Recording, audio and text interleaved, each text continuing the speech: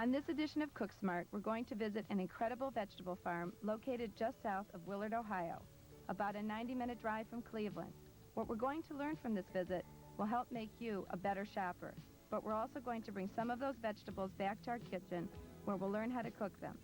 Please stay with us for Cooksmart.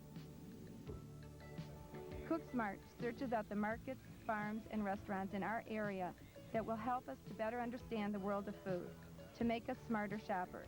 I found Weirs Farm, located southwest of Cleveland. The sprawling farm stretches on both sides of a narrow state highway for some distance. Ironically, we passed through a very small town named Celeryville just before reaching our destination. Weirs is more than just a family farm. It has grown in size and kept pace in what has become a highly technical field, market gardening. We talk with Ben Weirs, who works the farm with one brother and 6 cousins. So is Celeryville technically correct? It would be technically correct to where we're at right now. It's just a quarter of a mile from our main sheds here, and it's where the majority of the Weirs family lives and the foremen that work for us. So there's many brothers involved in the Weirs brothers family, isn't there? Can you tell us a little bit about the background of the farm? It originally started with my great-grandfather, who came over from Holland to Kalamazoo, Michigan, where he then located the land here in Ohio at this muck bog, which we are on now, and came here with a group of other Dutchmen and started farming small plots of acreage.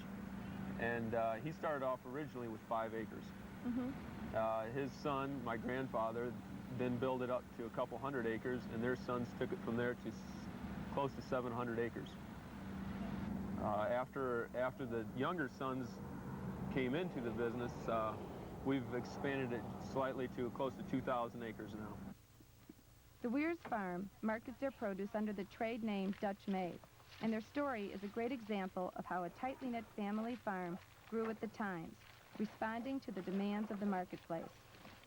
Many of us take for granted that supermarket shelves will be lined with fresh, crisp vegetables that are competitively priced and that are of a high quality. But behind the displays is a complex infrastructure that responds to market needs. If an operation is going to stay viable for generations, as the Weirs family has done, you have to be able to respond quickly when a buyer calls. Quite often what will happen is we'll have an order that comes straight off the phones, and it's radioed out to specific crews where they need a certain item in a hurry, and when in that case we can harvest an item, take it into the sheds, clean it, cool it,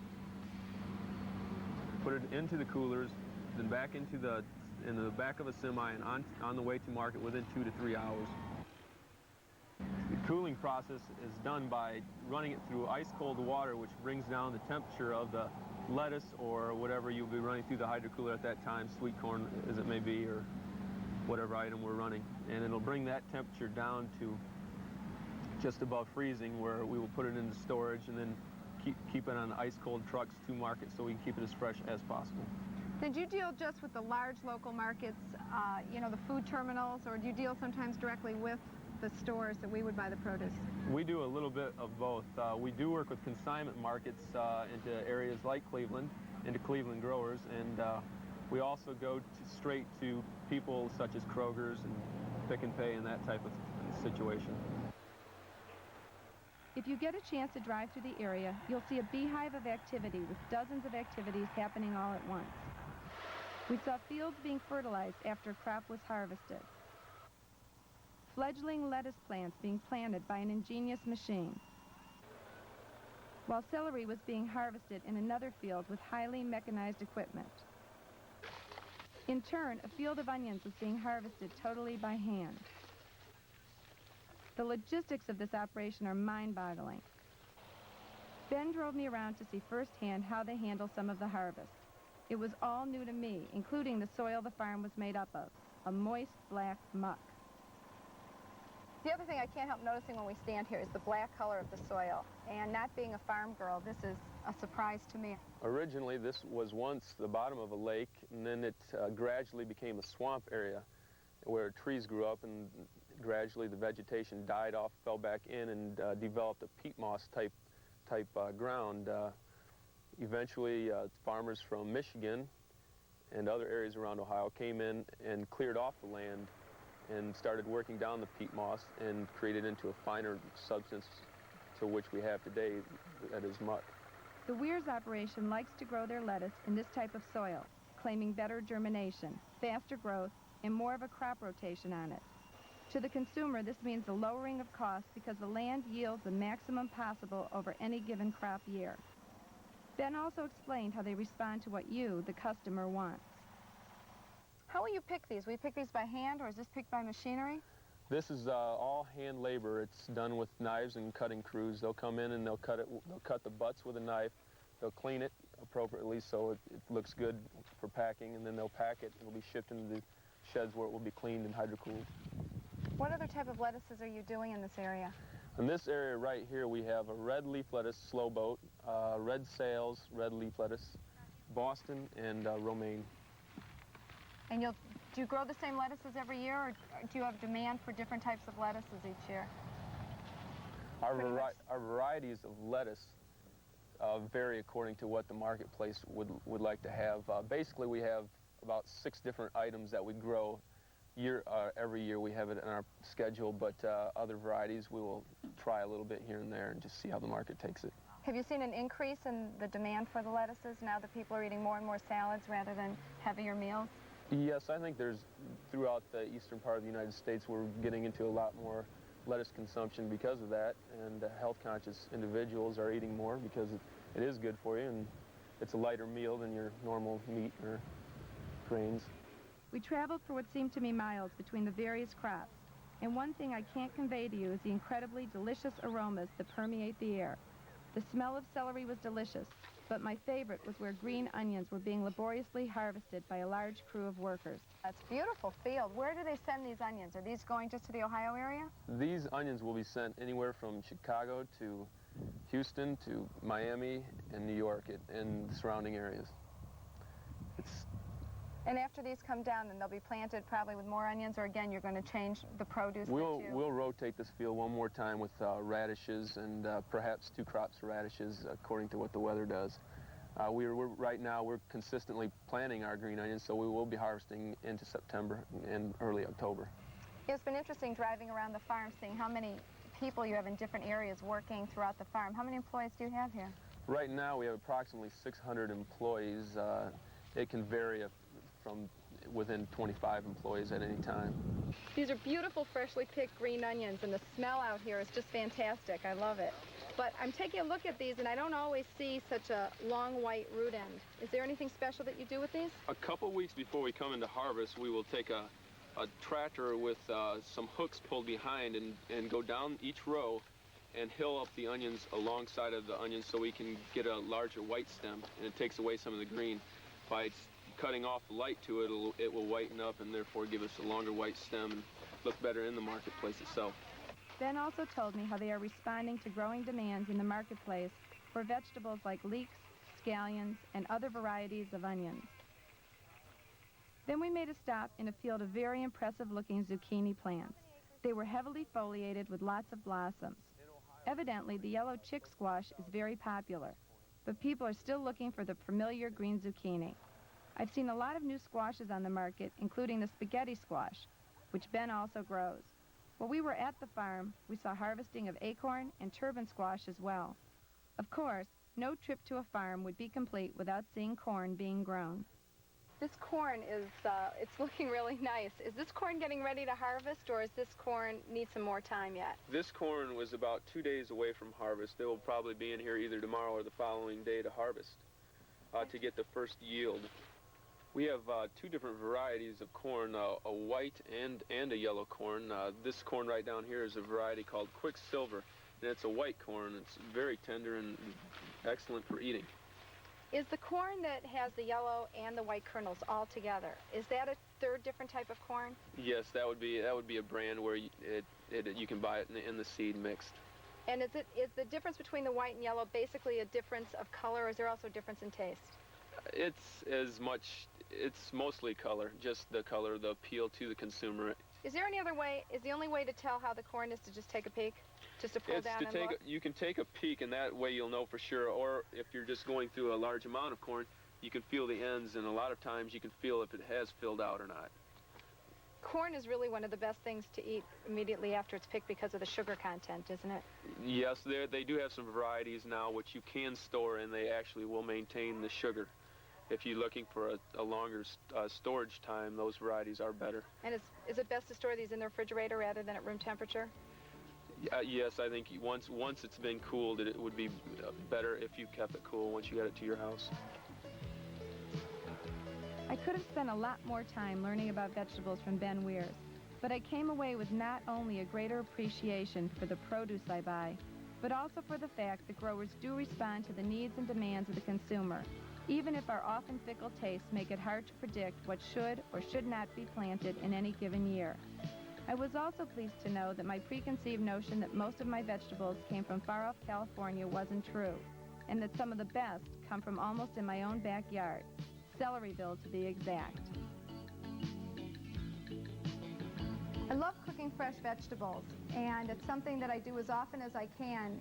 And I try to pick vegetables that are in season. After going out to the Weirs Brothers farm, it really puts you in the mood to cook all the fresh vegetables that you can. My favorite way of cooking fresh vegetables are cooking them without sauces and without a lot of fancy preparation so that you can really taste the natural taste of the vegetables. And my favorite way of doing that is to grill the vegetables. Depending on the vegetables, certain vegetables will need to have pre-cooking, and other vegetables you can just cook straight from the raw state by just throwing them on your grill. We'll go through a few of the vegetables that I brought today, and I'll tell you the method that I use to prepare them. Remember that you can cook any of the vegetables that I have in front of me by themselves for a dinner. You certainly don't have to go to the trouble of laying out a spread of 10 different vegetables. But it's a beautiful thing if you want to do it, and it works very well at a large party where people come up and help themselves at a buffet line. And it's also something that you can do all year round. First vegetable I want to talk to you about is the leek. And when we were out at the Weirs Brothers, their leek were in very baby form, so we didn't get to see them harvesting it. But they grow the same way as the scallion, and they're kept white by piling the dirt up, just like he showed us they did with the scallions. Leeks are a very often overlooked vegetable. They have fabulous flavor, and I'd really love you to try them. Rather than just cutting off the top, which a lot of people do, what we're going to do is layer our cutting up the leek to give us the most edible inside. So to do that, just take your knife and start cutting off the green part, the dark green part of the leek. You can see that as I'm moving up the leek, there's more and more light green on the interior. And when you get up here and you see it's going light green all the way up, just give it a cut off the top. I'm going to just cut the root end off, give it a slice straight down, and this will expose the inside of the leek.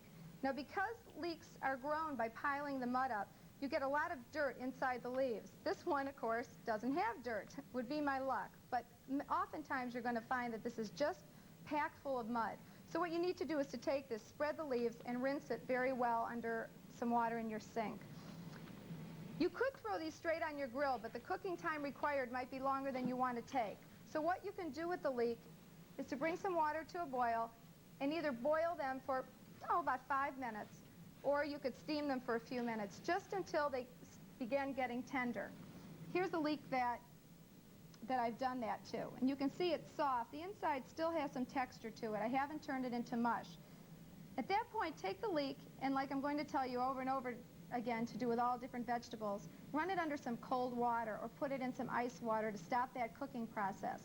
At that point, just pat it dry, put it in a dish, and season it with some olive oil, salt, and pepper. And if you'd like, I did these yesterday, these could marinate for a day, and that olive oil will just continue to give it a nice flavor and to marinate the leek a little bit. All right, I'll show you some of the other vegetables we've done here. Moving along, we've got peppers. I'm going to take the pepper, cut it in half, and you've got your seeds. Now, this one's not all that seedy. I'm going to pull out the center of the pepper, and then rather than scraping all those little seeds, if you turn your pepper over, give it one rap on the back, all your seeds will come out. I'll do the same thing on this. Pulling out one wrap, and the peppers come out. And I'm going to cut these into 4 pieces. Now, I'm sure you're more familiar to seeing the red peppers and the green peppers, but now they're bringing in a lot of new variety of peppers. With some of them, you better be careful because some of these varieties are very, very hot. and you ought to know what you're buying. The best way, if they're not marked, is to ask somebody at your market and have them give you an explanation of the different peppers. But the orange pepper here and the yellow pepper are both sweet peppers, just like the red pepper is. And their taste is just as sweet as can be. Red onion is a delicious thing to do on a grill, and there's really no trick to it. When you peel the onion, the only thing you need to keep in mind is that you want to keep your root end attached. You don't want to cut off your entire root end. If you would cut straight through this, your onion would fall into all kinds of little sections. I mean, I'm sure that you know that from doing it at home. So just take that onion and position your knife so that your knife is positioned in the center of that root. And when you cut, all right, you can see that these leaves are still attached. Had I cut off the root end, I would have just, and I put it on my grill, I would end up with a lot of individual pieces of onion. We'll use some of this. Mushrooms are a fabulous thing to do on the grill. Even just the regular white domestic mushrooms are good. There's a lot of imported mushrooms now. You can find shiitake mushrooms, which are very meaty and very delicious to do on a grill. What I brought today is called a cremini mushroom. And a cremini mushroom is really not much more than a regular domestic mushroom with a little bit darker color and a little more intense flavor. It has a little more earthy flavor to it. But it's fun to experiment with mushrooms and try a few different kinds. These I do not pre-cook at all. Corn, I just took this out of the husk. Corn is just really terrific to do this way.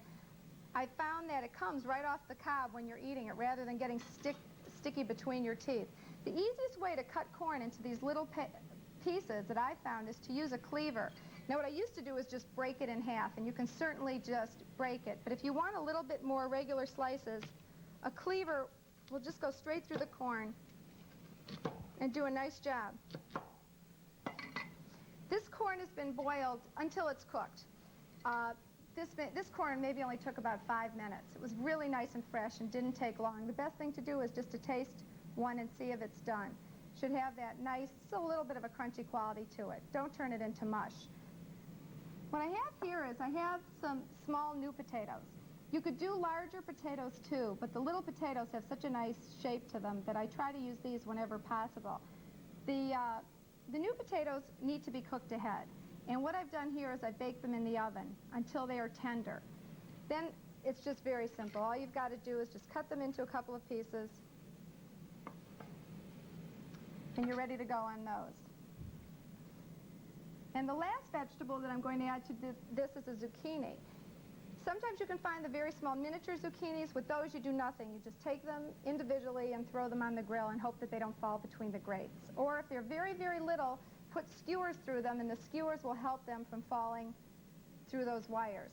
But I'm going to use a big zucchini. I'm just going to cut off the end, and I'm just going to do some long slices.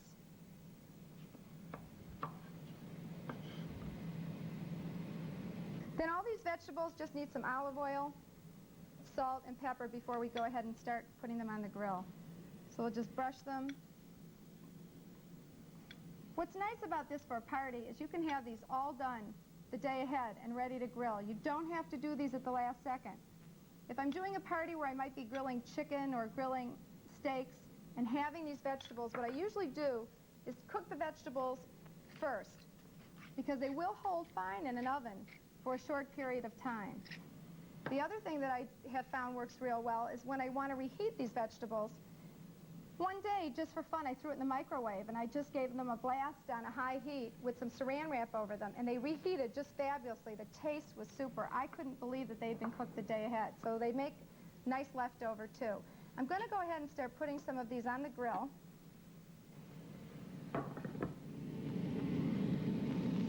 If you don't have this much grilling space, that's another reason to just go ahead, start cooking these and putting them in your oven and just holding them for a little while. I even did them last Thanksgiving, served them with the turkey. I had a whole mixed vegetable grill, and everyone went crazy over it. It was really brought a taste of summer into fall.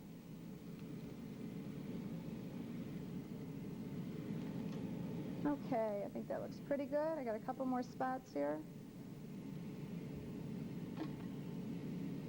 All right, now those are going to take a few minutes, and while they do, I'm going to do an herb butter mixture. Many times I don't serve anything with this. I like them just the way that they are. But sometimes when I've got lots of herbs growing in the garden, or some herbs from another dish that I want to use up, I love to make an herb butter to throw on top of them, and it gives them just a little bit of additional flavor. I went out and just picked a bunch of different herbs. You could do this with just one kind of herb, or you could do it with a variety like I'm going to. I'm going to put in a handful of parsley. Get it over here, it's easier. And I'll give it a little bit of fresh tarragon I've got. I really have everything here, so we'll just throw some of it all in. Got a little oregano.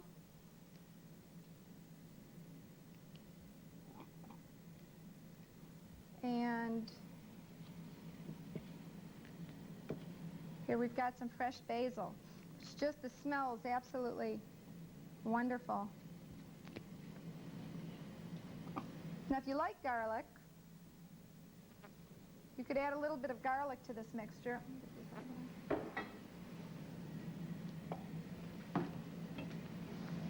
Here I've got a clove of garlic. Now, the easiest way to get that skin off is just to take it, give it a whap with your knife, crack the skin that way, and then it should peel off. It's a lot easier than taking your knife and trying to peel that. This little chopper does a fabulous job of mincing garlic, so we really could just throw in a couple of big chunks and that'll do it. Now I'm using an unsalted butter, and I want a little bit of salty flavoring to this, so I am going to add a little bit of salt. I always use unsalted butter. If I want to add the salt, I like that to be my choice. And salt often is added just as a preservative to keep the butter longer on the kitchen shelves.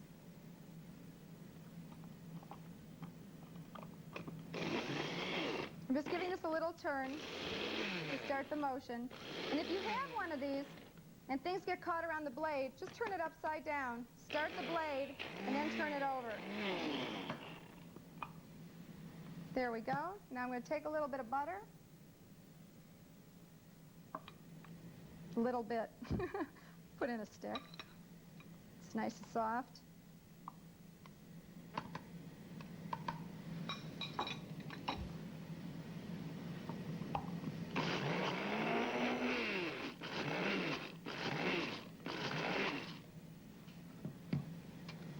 And we've got this mixed, getting this mixed together. It makes a beautiful green, I'll put it in a glass bowl and show you, a beautiful green butter. You know, in the summer, when you have a lot of herbs, when there's the availability of all these herbs, you can make up a butter like this, and you can freeze it. You can roll it in some wax paper to make it into a long cylinder, or you could just freeze it in pats. Whatever seems convenient to you. And then all winter long, if you say you would grill a piece of fish or grill a piece of chicken, you could pull one of these pats out of butter, throw it on top, and let it melt into the meat.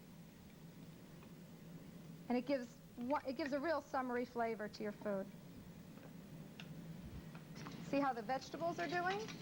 Okay, the vegetables are starting to have some marking, which is what we want. We want them to look grilled. And the hotter your barbecue, the more these are going to start marking. So just check them. Now see, that's looking good.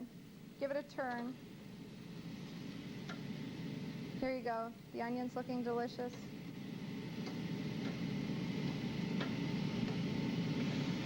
Those aren't quite ready yet. They're getting close. And over here our corn is starting to brown a little bit. And the potatoes are too. This is what you're looking for. You're looking for it to have that nice grilled look. Your vegetables are cooked, so you're not really, it's not that important that it cooks for a certain length of time, as much as to heat it up and give it the nice grilled look. And don't be afraid of it getting dark like this.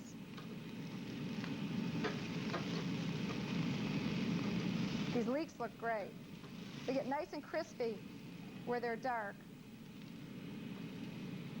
Now I'm going to show you how to serve this either as a platter, just a straight vegetable platter to be put on a buffet, or right alongside your dish, right alongside your main course. And as these are finished,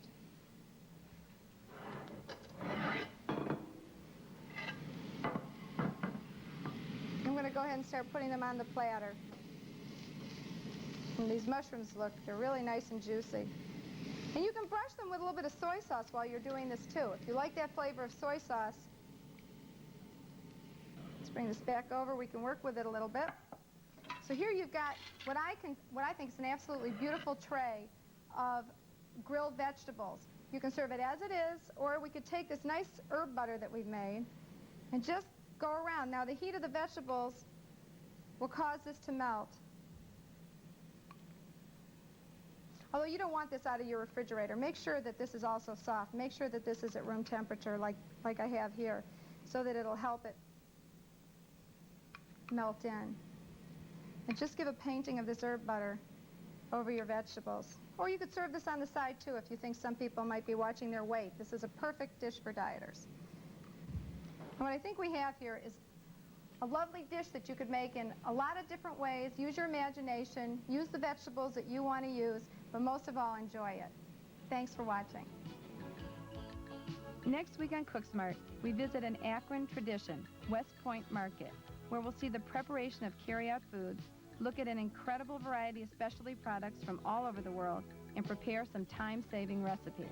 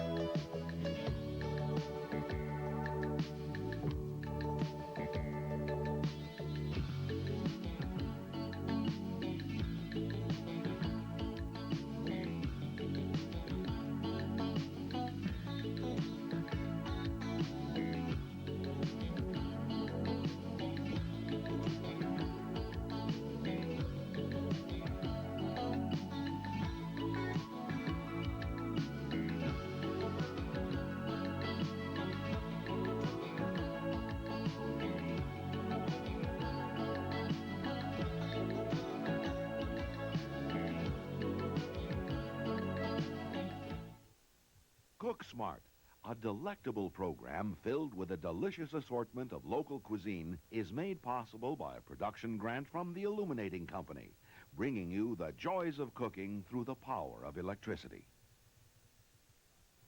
To receive copies of recipes prepared on today's program, please send a self-addressed stamped envelope to Cooksmart Recipe in care of WVIZ.